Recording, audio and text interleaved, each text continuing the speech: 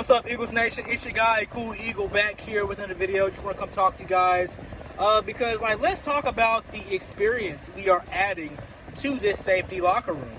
I think first we signed a former Super Bowl safety that was basically a second string for the Tampa Bay Buccaneers, although prior to that he had 34 starts with the Giants and some other team. And now we just signed Viking safety Anthony Harris. And I think people are sleeping on how significant this signing is. Yes, we're not getting a guy that can change our fortunes, like a Deshaun Watson value type player.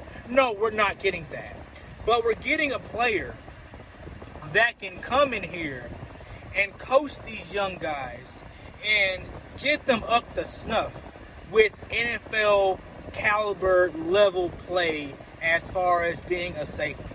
Because we know for the past few years, the Eagles secondary has been one of the worst in the league, although you can argue that they have been good in stretches. Like, for example, that stretch in 2019 that took us to the playoffs. And then last year when we acquired Darius Slay, we saw a secondary that wasn't getting burnt as much as they were the years prior. So, and I'm not saying that this safety signing is a replacement of Malcolm Jenkins. I don't think really anyone can replace the level of play and leadership that Malcolm Jenkins brought to this defensive back and safety locker room. But if you're asking about, are we serious about leveling up a position and leveling up a side of the ball that we don't too much invest in, this signing and the signing before that, the guy from Tampa Bay, would definitely tell me, okay, so the Eagles are trying to tighten things up. They're really trying to build around Jalen Hurts by building up a defense, okay, that can compete with the top level of offenses that we're going to face this year. Now, I haven't too much got into the schedule of this year, but I know for a fact Tampa Bay is on our schedule. Dallas is on our schedule. And I say Dallas because Dallas still has those trio of wide receivers that can cause hell for your defensive backfield. Okay? So this also leads me to believe that we should go for Micah Parsons if we can get him. Because if you're going to solidify that defensive backfield with two former NFC players that have seen a championship game or a Super Bowl, why not add a linebacker piece?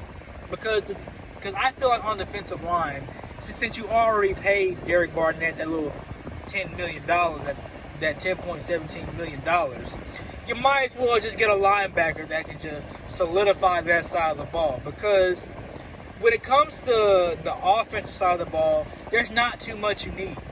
You've already drafted wide receivers in your past two drafts. Now, I'm not saying pass up on Kyle Pitts if he's available, because if you got Kyle Pitts at number 6, you gotta take Kyle Pitts at number 6. You just have to. And then at the other wide receiver spots, you've already drafted so many wide receivers, and you just have to develop those guys. Because that's what you pay that part of your coaching staff for, is to develop these guys that you drafted. In the running back spot, you can find a comparable second string running back. You can find a guy like that, in free agency. And then the quarterback, we already got Jalen Hurts. I don't know about too much about Nate Sudfeld, but I feel like we got that on live. Offensive line, we already went over that depth. We don't need that. So I feel like defense would probably be your best bet if you're so serious about building around Jalen Hurts. But that's all I have to say. I am definitely interested in you guys' opinion. Let me know what you think in the comments. And y'all have a nice rest of y'all's Friday.